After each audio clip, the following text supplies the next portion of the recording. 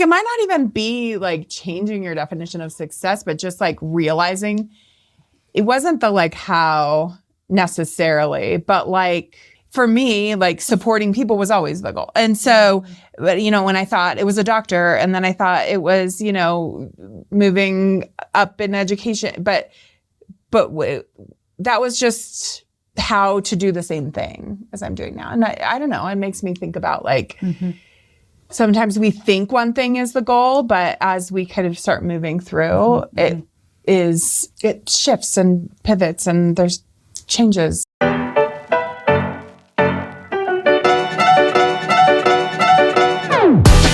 Welcome to the Designer's Oasis podcast, a space for interior designers who are ready to define success on their own terms. Whether that means running a firm at scale or building a boutique business that fits your life. I'm Kate Bendewald, interior designer, CEO, and mom, and I'm joined by my co-host and Designer's Oasis community manager, Becca Meyer. Together, we're here to help you redefine success in a way that actually aligns with your values and your skill set. If you're ready to stop square peg round holing yourself into someone else's version of success, you're in the right place. And because we know you're more than just one thing, we talk about it all. Interior design business, parenting, mental health, wellness, and mindset. All the behind-the-scenes realities of building a business that supports your life, not the other way around. No formulas, no one-size-fits-all advice. Just honest conversations, thoughtful perspective shifts, and practical guidance to help you build your business that feels sustainable and truly yours. Thanks for being here.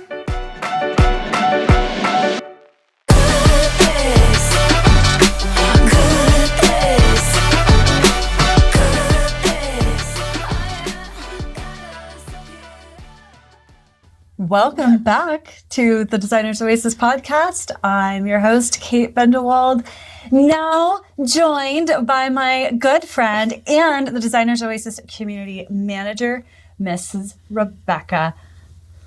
Is your real name Rebecca? It is. Rebecca? I knew it. Rebecca Meyer. Miss Becca Meyer. Hi, welcome, Becca. Hi, thanks for having me.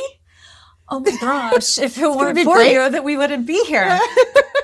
Okay, so we've got a little backstory to share about you and Designer's Oasis and Kate Bendewald Interior Design and getting our audience kind of caught up and up to speed with what's been going on in the last couple of years. You have a visitor. I know. I've got a puppy dog down here. You've got a puppy dog visitor. Yes, the podcast is back. The podcast is back-ish. So we've decided, oh my gosh, my dog is trying to get on her lap. Come here. You know, you can get up here with me. She doesn't want you. Come on, let's go. So we took a break from the podcast for about a year because I decided that I wanted to go back to doing design work. And we talked about how I you know, just capacity-wise couldn't fit everything in at once. And so something had to go. Something had to take a break. And it was the podcast for a little while. And it's been good. It's allowed me to rebuild the design business back. So we're going to talk a bit more about that. Yeah. It's given me the opportunity to redesign Designer's Oasis in a way that I feel more supported so that we can now try to record some podcasts because people really like that. Yeah. And I've missed doing it. Good. Well, I'm glad to be back. Yeah. And do you want to tell the story of how we met? Yes, I do. Yes. So basically, Becca lives in Denver with me, and Not with you. Well, yeah, I live in Denver. We both live in Denver. And I was with my girlfriend, Brooke, joining her T-ball. And you were there. My kiddo plays T-ball with Brooke's kiddo. Yeah. Yep. And I overheard you say something about wanting to just take over the spreadsheets. As long as you have a spreadsheet, you're good. You can. Yeah. And I don't even know the context of what you were talking about, but I basically attacked her and was like, "Hey, you! Who are you? What do you? Come work for me. You like spreadsheets? Come work for me." And so originally, I talked to you about coming to work for me for the design business, KBID.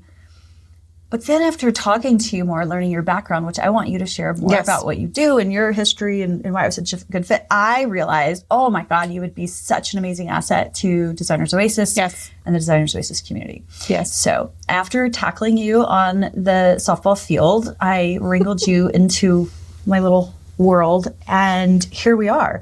So I want you to tell our audience a little bit about your background, what you've done in your past career and so on. And we'll just go from there. Okay. Sounds good. Well, I'm glad to be here. This is not the world that I ever thought I would be in, which aligns so well to our topic of pivoting. But yeah, I was a chemistry teacher with Teach for America. She's smart. And I taught for 6 years. And then I was a assistant principal and a principal. And I love the work of education. And I have 2 kiddos, and decided a few years ago to step back from that work.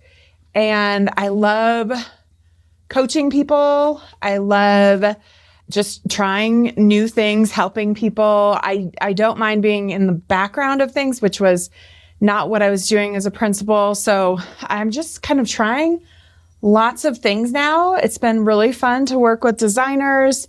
Again, I prefer spreadsheets sometimes to like aesthetics. And so I'm learning a lot. But yeah, just love getting to know different people at different stages in their careers. And it's funny how like lots of things are similar to the work that I did as a principal. When you're coaching somebody in different roles, it's a lot of the same thing. So anyway, so Kate found me, and I said, yeah, I've got some time, and I joined Designers Oasis. It's been really fun. And then she asked me if I do the podcast. She said, I'll do the podcast again if you do it with me. So here we are. I'm not a designer, but you wanted to kind of pivot a little bit on what you spent time on in the podcast. And so we're going to talk about some different things now that we're back. Well, we're going to be talking about today is pivoting, right? Permission to pivot. One of the things we've always talked about in Designers Oasis is thematically, you'll hear me say, like, I don't believe in a one-size-fits-all approach to your business, which is really hoping to give designers permission to build their business based on the things that are meaningful to them and what lights them up. And I realized that just in terms of the podcast, I had become sort of bored by the topics. And I was just like, I feel like I've talked about every possible topic in an interior design business.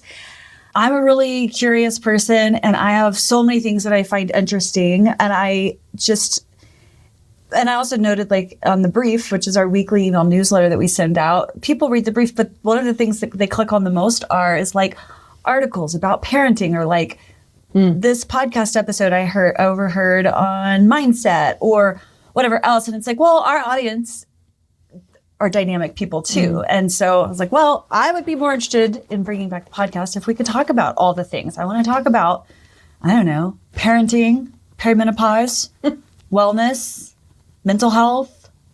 Yeah. Entrepreneurship.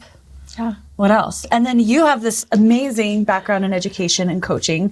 And that's what I wanted to come back to is, when I first met you and I was starting to learn your skill set, originally I was hoping that you could help with just helping us manage the membership, right? We've got our Designers Oasis membership. If you're interested, you can learn more at designersoasis.com/join.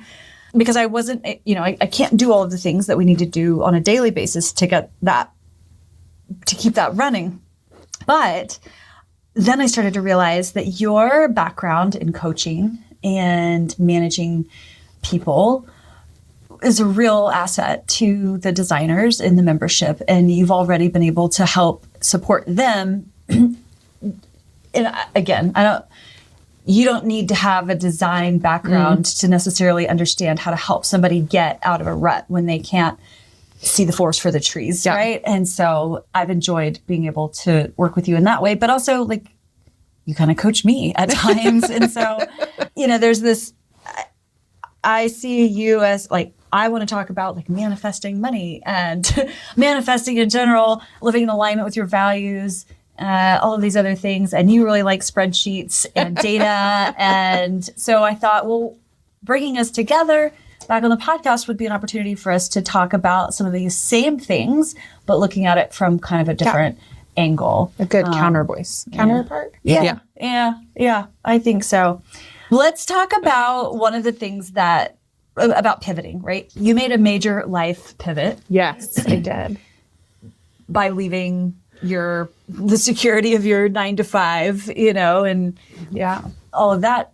What decisions did you have to make for yourself and internally within your family to be able to make a pivot like that? I mean, I'm sure that there were financial decisions, but aside from that, so much of our identity is wrapped up in what we do. And so how did you navigate those questions before you made that ultimate move to go this new direction? Well, I think it's ongoing, I would say. I don't think it's over. I certainly still have moments where I'll be like at a party or something, somebody will ask me what I do, and I'll say like, well, I used to be a principal, So I think it's an ongoing kind of thinking through your identity. But I think, I just had to weigh what things were important to me and whether or not I was valuing those things in the current work. And I really did love being in education. I loved being a teacher. I loved being a principal, but it does consume your life a little bit, and having kids just shifted. And I think, things happen in seasons, and I still do some work in schools, which is kind of does fill my cup. But I think it is a constant reminder that I'm not what my job is, and I'm, and there's lots of different ways that I can fill that. I don't know, actually, we didn't talk about this, but I don't know if you know this, but so I majored in biochemistry, and I took the MCATs. I was going to be a doctor.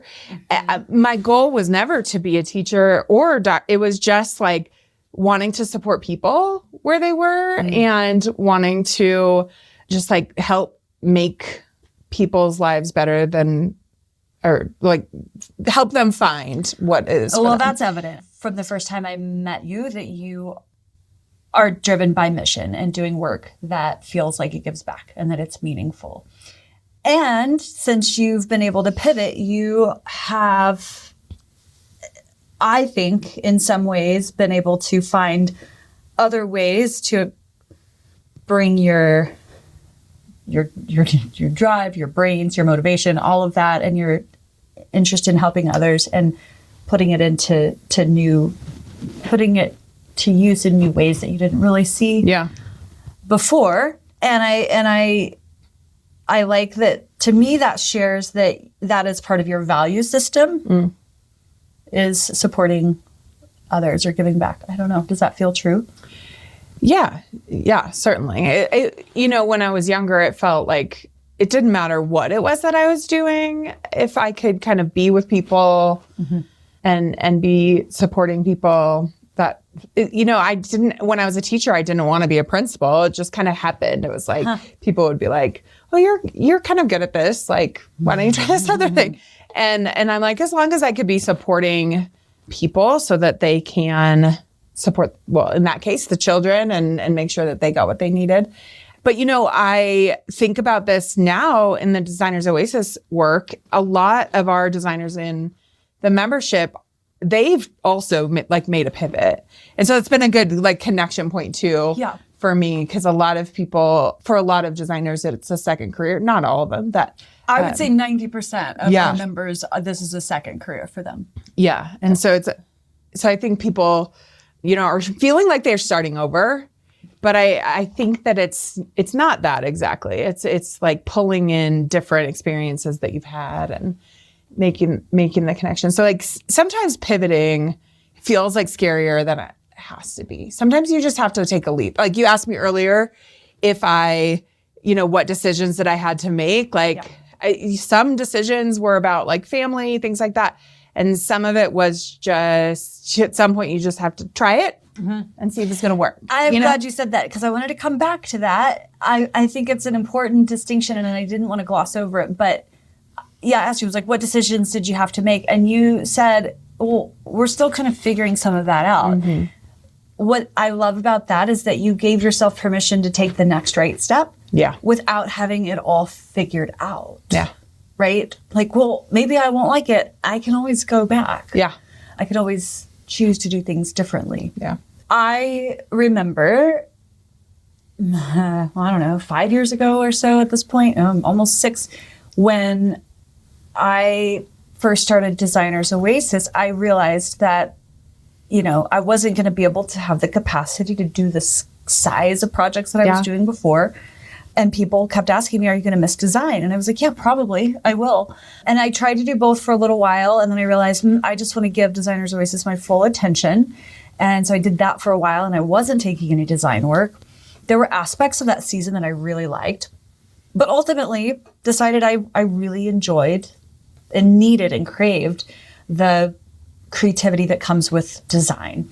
And so after a year or two of doing Designers Oasis exclusively, I, worked with my coach and said, I need to figure out how to make this work so that I could do both without burning out, because burnout has been a common theme in my life that pushes me to make certain decisions. But I don't want to make this kind of life decisions from a place of burnout. It's like when you're running from something versus to something. Oh yeah, that's a really good way of saying it. Yeah. And I enjoy Designers Oasis, especially the monthly office hours that we do is one of my favorite days of the month. And I certainly didn't want to let go of that. I enjoy the podcast. And so I've had to figure out a way to pivot from, doing one exclusively to being able to make both work. And so there've been some other pivots too, thinking about the work itself, the kind of interior design work that I have done. Yeah. I think there was a lot of years where I was, and I think a lot of designers will resonate with this, to be honest.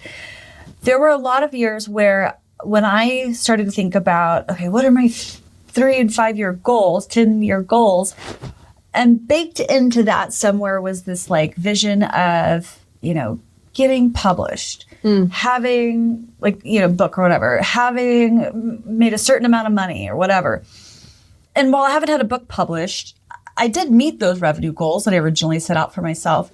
But I ultimately realized that didn't matter because the work that it took to get there was kind of a pain in the ass. It was brutal. It wasn't the actual kind of work that I wanted to be doing or wanted to be known for. Yeah.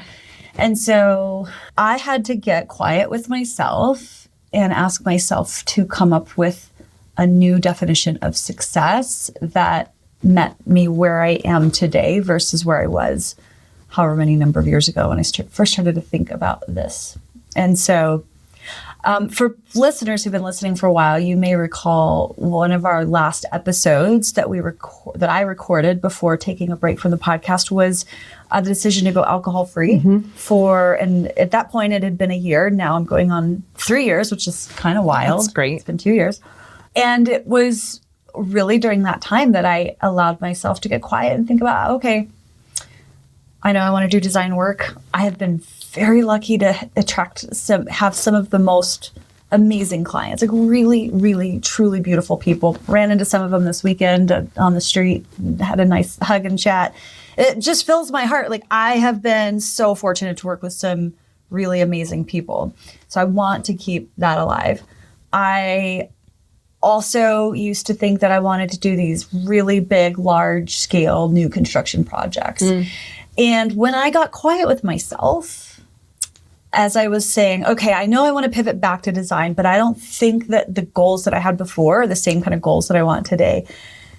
A couple of things came up for me in that quiet space was, number one, I want to keep attracting the kind of people that I'm attracting because they're the kind of clients that you work with is so important. These people do not have bottomless bank accounts, but they do have heart and integrity, and the meaning of home is a lot to them, and they really value and cherish my ability to help them shape that. So that was something that I wanted to stick with. I also realized that I didn't necessarily need or want massive projects. I kind of like these projects that are not, I'm not going to take a project with just one room, but maybe unless it's a kitchen, but that usually even doesn't turn out to be just one space ever. But that I was okay with a smaller scale project as long as it was, I want to touch a space floor to ceiling. Like, I'm not interested in doing a little bit here, a little bit there. It has to be a complete overhaul of a space and really give it a complete new life. And I love designing with custom fabrics and upholstery and wallpaper and paint and color and art, and really work with clients who appreciate and value those things. Yeah. They are willing to spend a pretty penny on a beautiful piece of upholstery because it's special and it's unique. And not every client wants to do that wants a designer. And so really starting to think about choosing those projects that have this real artistic flavor to them that is satisfying for me. And that became one of my metrics for success. Hey friend, if your business is working, but it's heavier than it should be, listen up. I want to invite you to explore the fully revamped Interior Designers Business Blueprint, my signature program developed specifically for interior design business owners who are serious about earning a great income without the hustle and burnout. The Interior Designers Business Blueprint isn't just for new designers. It's for designers who are ready to refine, elevate, and operate with intention. Inside the IDBB, you'll clarify your positioning, streamline your services, strengthen your brand voice, and build a focused marketing system that attracts higher quality clients. Whether you're laying the foundation or auditing an established firm, this is about tightening the bolts so your business runs clearer, more profitably, and with more confidence. This fully revamped version includes a smart guided workbook, concise bite-sized video lessons, and built-in AI prompts that help you articulate your value clearly and strategically, not generically. And when you join, you'll receive a free month inside the Designers Oasis membership, giving you live coaching, community, and a deep resource library so you don't just think about change, you can implement it. If you're ready to stop operating reactively and start leading strategically, doors are opening soon. You can learn more and join the waitlist at designersoasis.com/join. Friend, there is a seat waiting for you at tables you haven't even seen yet. This is your invitation to step into that version of yourself that is ready to showcase your talents to the world. I hope you'll join us. Head over to designersoasis.com/join to learn more now.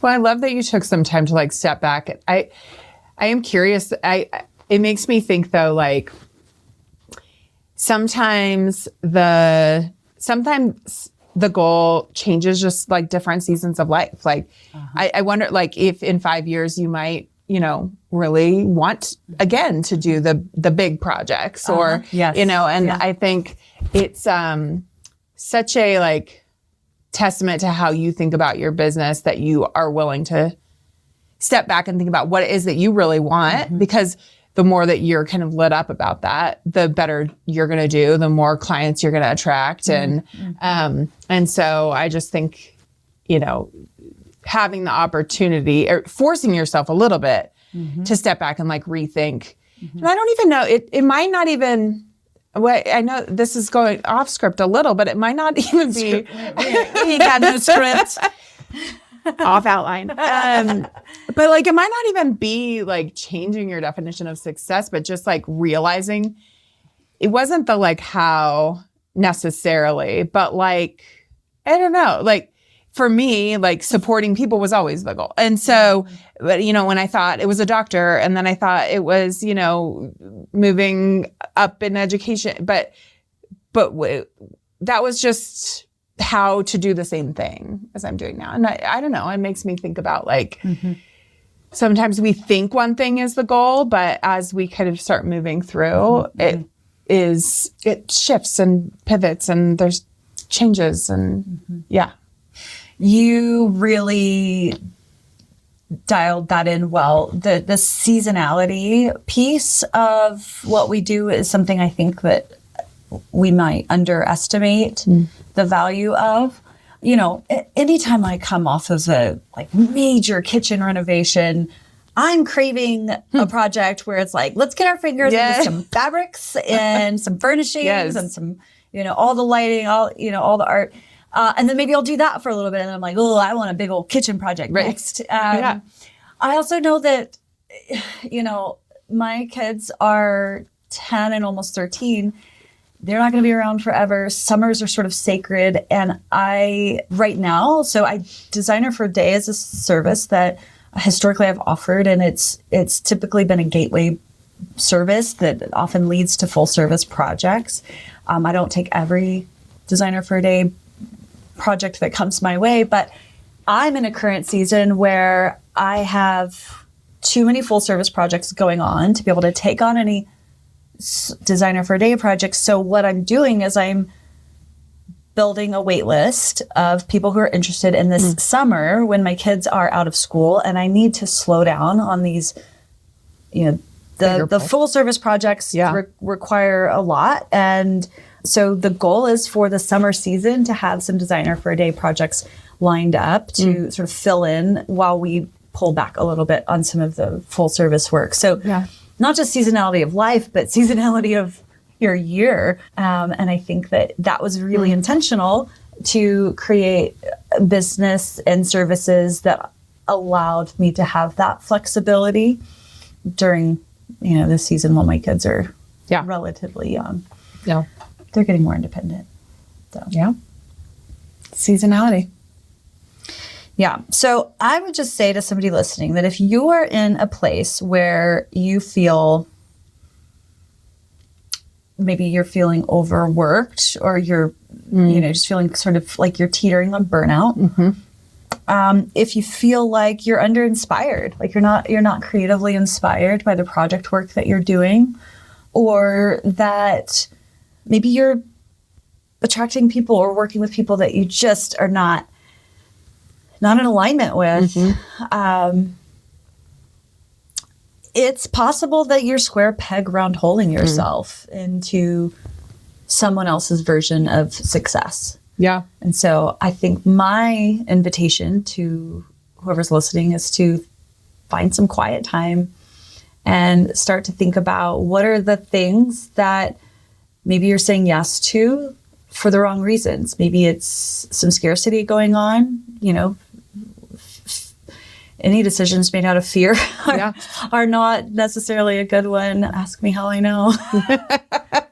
And so, you know, maybe it's that you feel like you have to say yes to this project because it seems like it's putting you in the right direction. But you know in your heart when you met that person, like, oh, that person's not a good fit for me to be involved with long term. I mean, I don't know that you know this so much, but these are very long-term projects, you know, often at least 6 months that you're working with somebody. It's very intimate to design someone's home and their space. At least it is for us. I mean, I'm asking you questions that are really digging deep and getting to know like who you are as a person to help inform our design. And so you just can't work.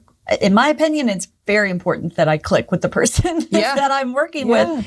So, you know, if you're listening and you feel like things just feel hard, things feel like they're rigid or that they're not quite clicking, I think this is a really important opportunity for you to slow down and get quiet and reevaluate your values. Yeah. Right? What's important to you? What's going to light you up? Yeah. What else? That one feels important.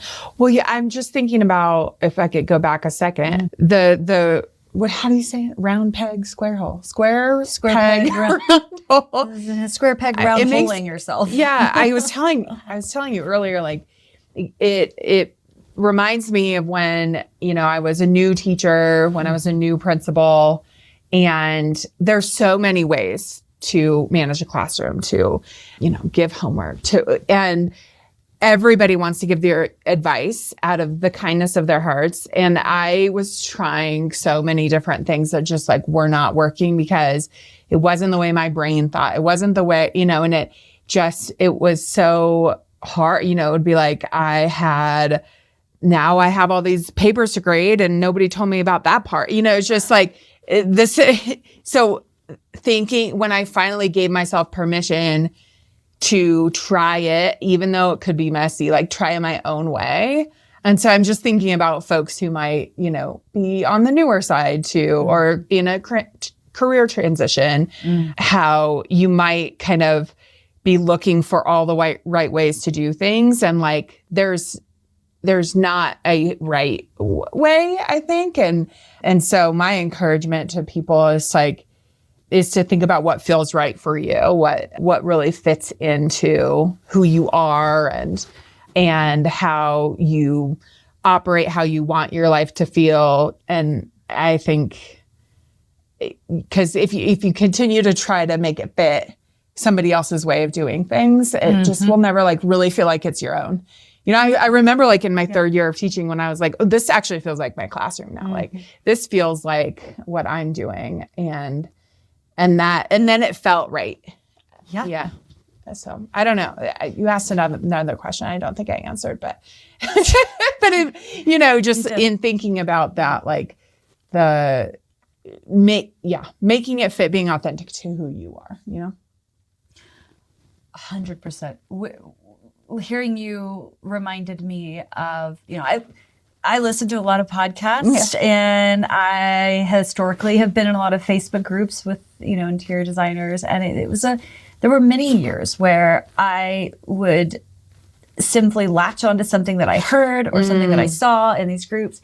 And all of a sudden was like, yeah, that's how I need to do it because somebody else is doing it that way. And really without having a filter to put things through. Like I'm neurodivergent. I have ADHD. I've talked about this many times. I have to be really mindful of my diet and exercise and sleep to help keep anxiety and overwhelm at bay. Stopping drinking alcohol was wildly helpful with all of that. But I've had to realize I don't love to manage people. And so that's why I hired you, because I didn't need to manage you. I was like, you manage, somebody manage me. I need a boss. I manage you. Somebody find me a boss, please. Tell me what to do. But, so these ideas of growing a firm, right? The most I've had working for me full time was 4 people. And I wasn't, people like me, but it doesn't make me a good manager of people. And so here I am thinking about, okay, how do I want to grow this business? I can't take on this project because I'm not big enough I don't have the capacity to start now. So I'm losing out on this project because I don't have a team big enough to be able to take this on in the timeline that they want. And there was a time where I would tell myself, well, you need to grow, you need to hire, you need to get an office. And getting the office piece is so hard. I mean, here we are. I've got this lovely space built out. It's built off of our garage, and it's fine. But for so long, I thought, I'm going to have an office. I'm going to have a big team, or at least grow a team again. Yeah. And I have finally gotten to a place where I realized that's a bunch of bullshit.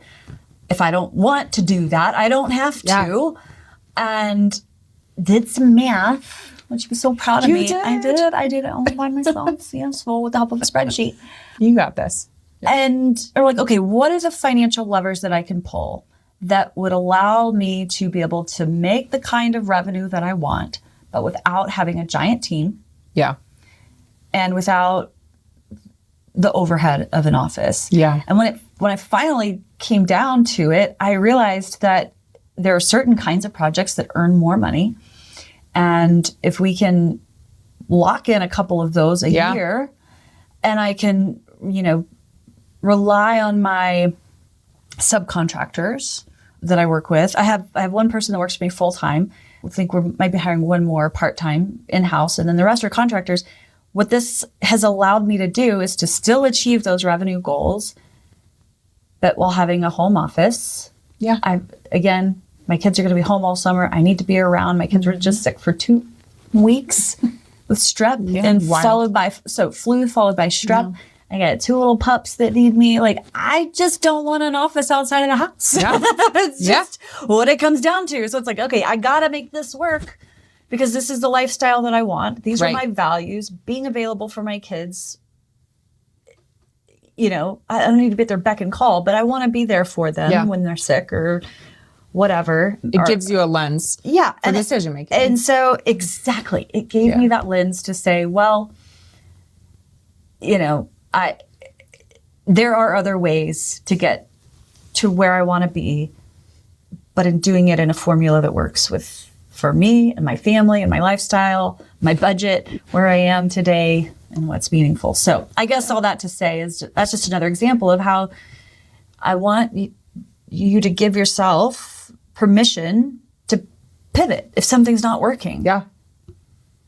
Permission. Yeah. Why the fuck do we always need permission to do this? God. Well, that's a whole nother podcast topic. Yeah.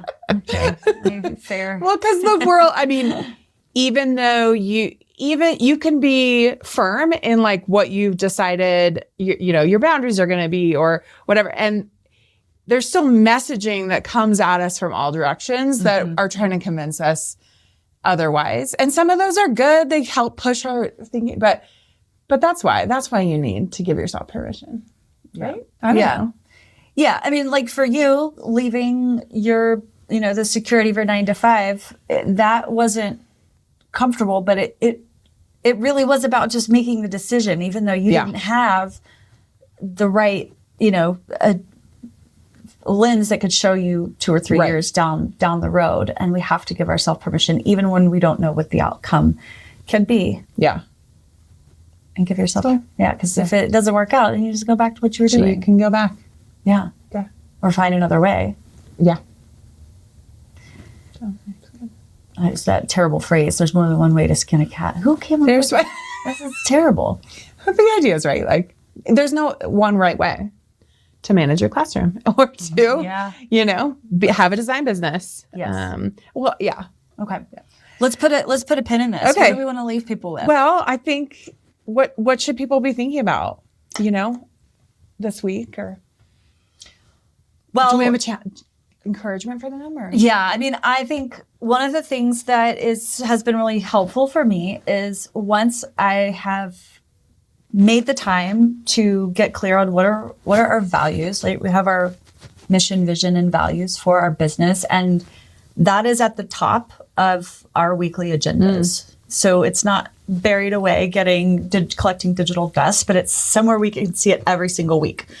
Yeah. So we are like, okay, we need to make this tough decision. Yeah. Let's look at our core values.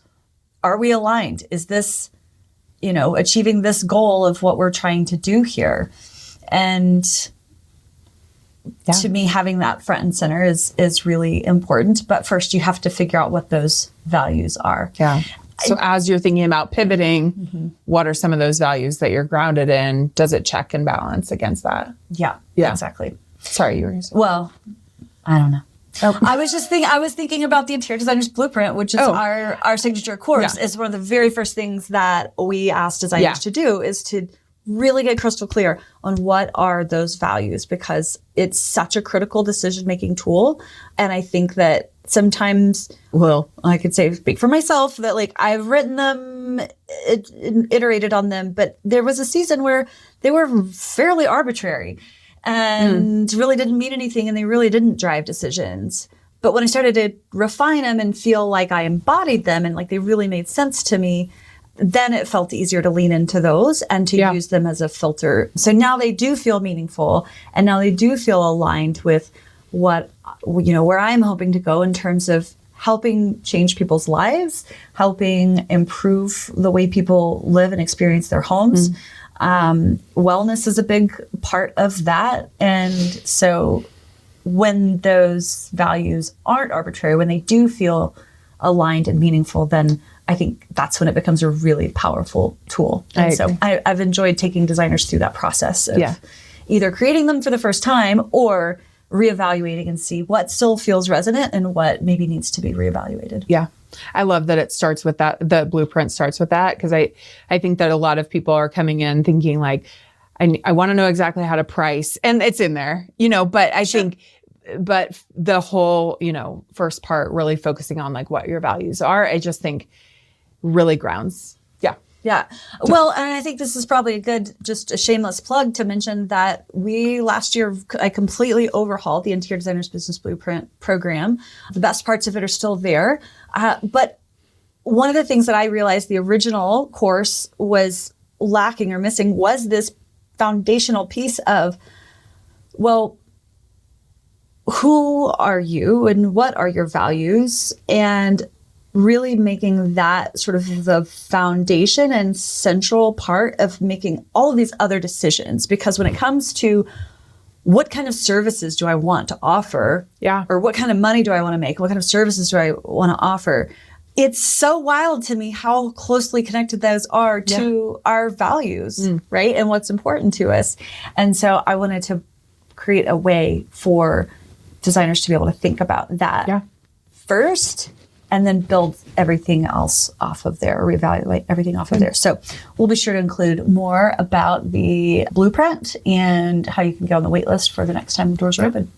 Awesome. So we're going to do a few of these, right? We're not committing to bringing back the podcast indefinitely, but I said, hey, let's do, what are we doing? We're going to do six-part series. We're going to do six-part series with my dear friend, Becca. We're going to talk about all kinds of things. Not just business. Some business, some design, some lifestyle. Yeah, for sure. Okay. Thanks, Becca. Thanks, this is going to be fun. Yeah, so fun. Thanks for bringing me along.